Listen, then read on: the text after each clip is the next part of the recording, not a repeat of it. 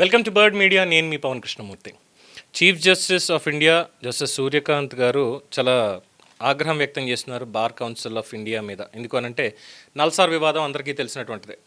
450 మంది స్టూడెంట్స్ కాన్వకేషన్కి chief justice of India అని మీరు ఇన్విటేషన్ చేసే కార్యక్రమాన్ని దయచేసి పోస్ట్పోన్ చేసుకోండి. వారి చేతుల మీదుగా మేము మా డిగ్రీలు తీసుకోవాలి అనుకోవడం లేదు, దీని మీద వేరే వ్యాఖ్యానం కూడా అవసరం లేదు అంటూ లేఖ రాశారు అనేది దాదాపు 4 రోజుల నుంచి మనం చూస్తున్నాం. అలాగే బార్ కౌన్సిల్ ఆఫ్ ఇండియా నిన్న ఒక స్టేట్మెంట్ ఇచ్చింది. ఎంకే మిశ్రా కూడా దానికి సంబంధించి మాట్లాడుతూ ఉత్తర్వులు జారీ చేశారు. వాళ్ళకి ఈ legal registration, official registration as lawyers అనేది మీరు యాక్సెప్ట్ చేయొద్దు, పోస్ట్పోన్ చేయండి అంటిల్ ఫర్దర్ ఆర్డర్స్ అని. ఆ తర్వాత జరిగినటువంటి చర్చలు కావచ్చు, లేదంటే బయట వచ్చినటువంటి అవుట్రేజ్ కావచ్చు, సీజేపీ లాంటి వాళ్ళు ఎంటర్ అయ్యి మాట్లాడడం, ఇదంతా అయిన తర్వాత దాన్ని ఉపసంహరించుకొని దీని వెనక ఉన్నటువంటి వాళ్ళని, దీని వెనకాల ఎవరైతే ఉన్నారో 450 మంది కూడా ఒకే తాటి మీద నుంచి సంతకాలు అయితే పెట్టలేదు. ఇన్ఫ్లుయెన్స్ అయ్యారు చాలామంది. ఆ సంతకాలు పెట్టినటువంటి వాళ్ళ అమాయకులు, వాళ్ళని మేమేం అనడం లేదు. బట్ ఎవరైతే దీని వెనకాల ఉండి ఇదంతా చేయించారో వాళ్ళని మాత్రం ఖచ్చితంగా ఇన్వెస్టిగేట్ చేయాల్సిందే, దాని మీద విచారణ జరగాలి అని చెప్పారు. దాని మీద ఈవెన్ నల్సార్ కూడా స్పందించింది.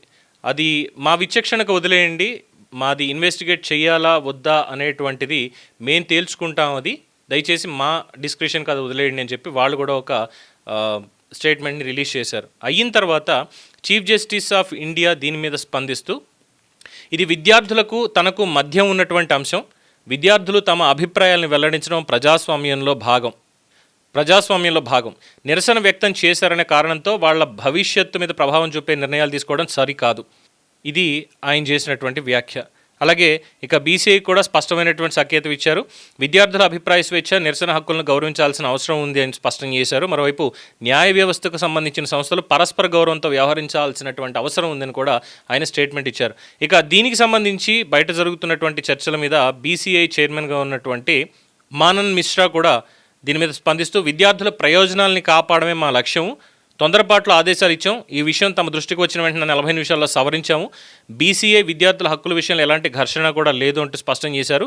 అది అభిజిత్ దిప్కే అయినా సౌరవ్ దాస్ అయినా మా లక్ష్యం ఒకటే, విద్యార్థుల హక్కులు కాపాడడం మాత్రమే అంటూ మనన్ మిశ్రా కూడా వ్యాఖ్యానించారు.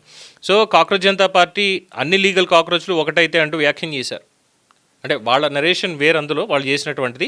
బట్ సూర్యకాంత్ గారు చాలా హుందాగా స్పందించి దీని మీద, ఇది విద్యార్థులకు నాకు మధ్యలో విషయం, తేల్చుకోవాల్సింది మేము, మధ్యలో ఇంకా ఏ విధమైనటువంటి జోక్యం ఇందులో అవసరం లేదు అని చెప్పి చాలా అభ్యంతరం కూడా వ్యక్తం చేశారు. అండ్ బీసీఐకి కూడా సీజేఐ నేతృత్వంలో త్రిసభ్య ధర్మాసనం ఒక పిటిషన్ విచారణ కూడా జరిపి నల్సార్ 26 బ్యాచ్ విద్యార్థుల ఎన్రోల్మెంట్ వివాదం మీద బీసీఐకి నోటీసులు కూడా జారీ చేసింది. విద్యార్థులు, ఫ్యాకల్టీ మీద ఎలాంటి చర్యలు తీసుకోవద్దు అంటూ ఆదేశాలు, అలాగే ఈ ఆదేశాలు ఎందుకు ఇచ్చారో వివరణ ఇవ్వాలంటూ నోటీసులో కూడా పేర్కొంది. ఈ వివాదాస్పద నిర్ణయాన్ని మేము ఆల్రెడీ ఉపసంహరించుకున్నామంటూ బీసీఐ తెలిపింది. ఈ తరుణంలోనే ఈ విచారణని ఇంకో 2 వారాలకు వాయిదా వేసి చీఫ్ జస్టిస్ ఈ రకమైనటువంటి వ్యాఖ్యానం చేశారు. ఇక్కడ ఒక డిఫరెన్స్ అనేది చాలా స్పష్టంగా కనిపిస్తుందండి. హుందాగా చీఫ్ జస్టిస్ స్పందించడం అనేది ఒకటైతే, చీఫ్ జస్టిస్ మాటలని చాలా తప్పుగా తీసుకొని ఆయన అన్నది ఆయనకి సంబంధించిన ఈ దీంట్లోనే తప్ప ఇంకోటి కాదు. న్యాయ వ్యవస్థలోకి బొద్దింకల్లా కొంతమంది ఎంటర్ అవుతున్నారు అన్నది, yes definitely he said is right, ఆయన చెప్పింది 100% వాస్తవం. దాన్ని ఇతరత్రా అన్వయించుకొని ఒక అవుట్రేజియస్ ఉద్యమాన్ని తీసుకురావాలి, దాని నెరేషన్ మళ్ళీ డిఫరెంట్ అనేటువంటి పాయింట్ ఇక్కడ ఎస్టాబ్లిష్ చేస్తూ చేసినటువంటి వ్యాఖ్యలు ఉన్నాయి.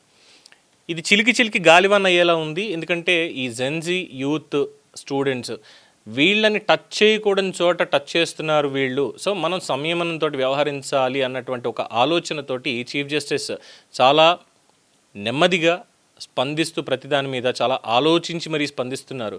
దాన్ని కూడా వీళ్ళు తప్పుగా తీసుకుంటున్నారు. ఒక పక్కన చీఫ్ జస్టిస్ చేసిన వ్యాఖ్యల్ని సరైన రీతిలో అర్థం చేసుకుని ఉంటే సీజేపీ పుట్టేది కాదు. మేబీ డైరెక్ట్గా స్టూడెంట్స్ నిరసన ఉండేది దేని మీద, నీట్ ఎగ్జామినేషన్కి సంబంధించిన దాని మీద, అంతే తప్ప ఇలాగా ఒక డిఫరెంట్ నెరేటివ్ అనేది వచ్చేది కాదు, ఒక కేయోస్ క్రియేట్ చేసేలాగా.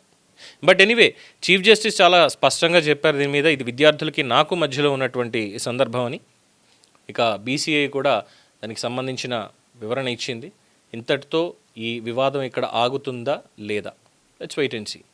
దీని మీద మీ అభిప్రాయం తెలియచేయండి. చూస్తూనే ఉండండి ది బర్డ్ మీడియా. ఈ వీడియో మీకు నచ్చినట్లయితే లైక్ చేయండి, షేర్ చేయండి, సబ్స్క్రైబ్ చేయండి. మరిన్ని అప్డేట్ల కోసం మా వాట్సాప్ ఛానల్ను ఫాలో చేయండి.